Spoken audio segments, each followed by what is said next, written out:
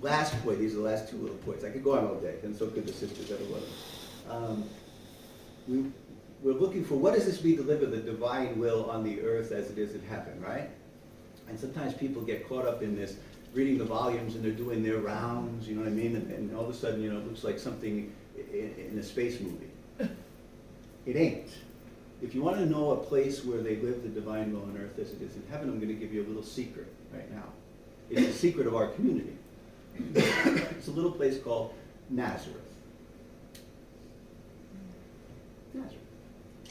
God's not trying to fool us. God's not trying to come up.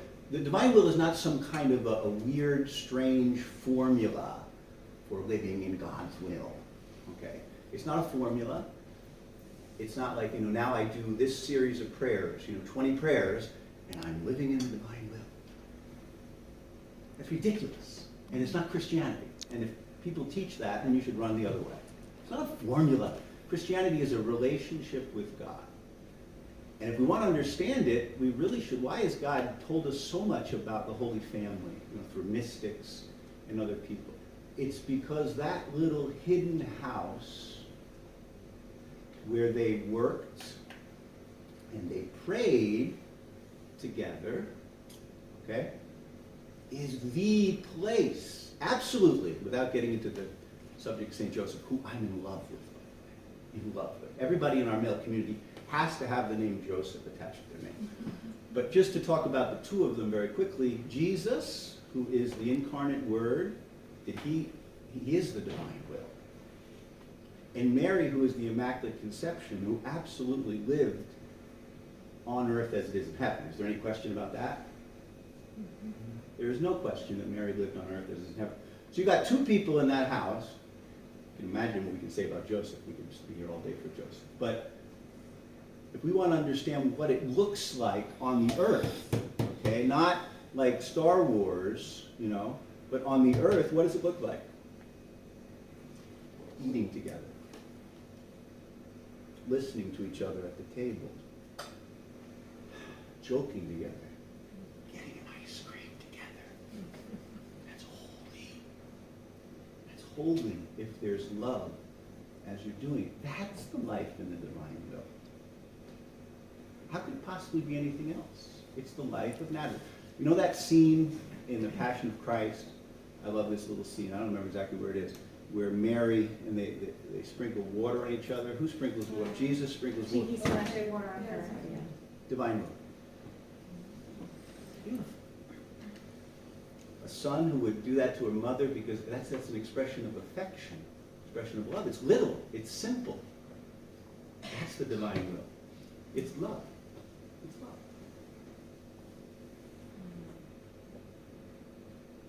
And you got to be children.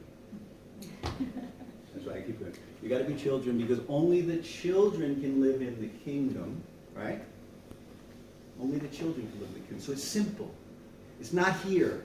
Mother says all the time, right? We got to move from here to the heart. It's all about love. It's the sacred heart of Jesus, not the sacred mind of Jesus. Living in the divine will is from here. It's all about love. It's simple. It's for children. And the kingdom, guess what? I'm going to blow your minds a little bit because we don't think of it this way. The kingdom has a name. It's called the church.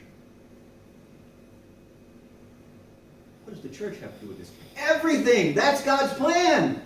The church is a family. That's the highest name, I think, for the church. It's the family of God. It's more than the people of God. It's the family of God. That family has to be modeled after the Holy Family. And that's its perfection. Its perfection is to be more and more simple, little.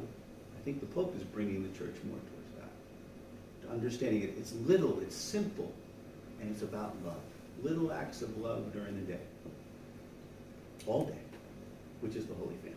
Yes, so now we have oblates, Benedictine oblates of divine will. If anybody's interested in becoming an oblate, what you have to do to be an oblate is you have to just really live your Catholic faith to the fullest and read the divine will writings at least 30 minutes a day. You can even read it in 10-minute slots if you want. And sometimes you may miss, but that on a regular basis, you're reading it, you're trying to learn to live it. But you're gonna find that when you do that, your family life, like Father says, we have to live the family of Nazareth. How did you get there? Dying to yourself, realizing your nothingness, realizing that He's everything. Then you're gonna be kinder to everybody in your family. You can get along better, you're gonna love each other more, you're gonna be able to deal with problems in a different way. You're gonna not crumble when the cross comes. You'll be able to accept and love one another in season and out of season, you know. You get married for better or for worse. It's going to make the worst times easier, you know, if you're letting Him relive His life in you. That's how you live the life of the Holy Family, you know. But if you want to become an oblate, you just look at our, I don't know if we have little papers with our website. It's on there, the oblate letter, and Father got permission from our bishop to start the oblates. We're, I think, probably about 800 oblates. What is the name of the website? Still oblates, because if you stop reading it, the volumes, and if you stop living your Catholic faith, you're no longer an oblate. The website's really easy, benedictinesofdivinewill.org, and there's a link that says oblate. And so there's a little formula, and you just go before the Blessed Sacrament. It's just between you and God, your heart to His heart. It's all an act of love, that you're making this little promise and signing it. It's just a simple little thing, like the Montfort consecration. You don't go to meetings. You don't have to do all that, you know. You just have to try to live in His divine will by reading the volume, studying it. And some people may get an infused gift of living in the divine will totally. I know of only one man, and I think in Ireland, Greg, he's with Francis Hogan, and he got it. He doesn't even read, he's illiterate. But he lives totally in divine will. Doesn't even feel himself anymore. I think he's so into God and living in His divine will. He's a hermit, though, I think, right? He doesn't have family to share with, so maybe if he was tried to life or something, things might be a little different. I don't know. But anyway, if you want to become an oblate, you can just do that. Some people, I know this one man that had been reading the volume since 1997. He told me when he became an oblate, he found it easier. He understood better how to live it. He got the special grace. So I don't know if it's a grace from just making a little promise to our Lord, like a de Montfort consecration, like I said, or if it's just that, you know, all these oblates maybe pray for each other, get maybe more grace to try to live it, you know. So if you're interested in that, you can just always check our website out and get it off the website. Any of you want to say more? Brother Paul? No? Yeah. You've been reading the Divine Will and living it for a long time, right? Trying to live it? There's a seat. Yeah, come over. You what? He's wanting to live in it. Come, Betty would say a little bit.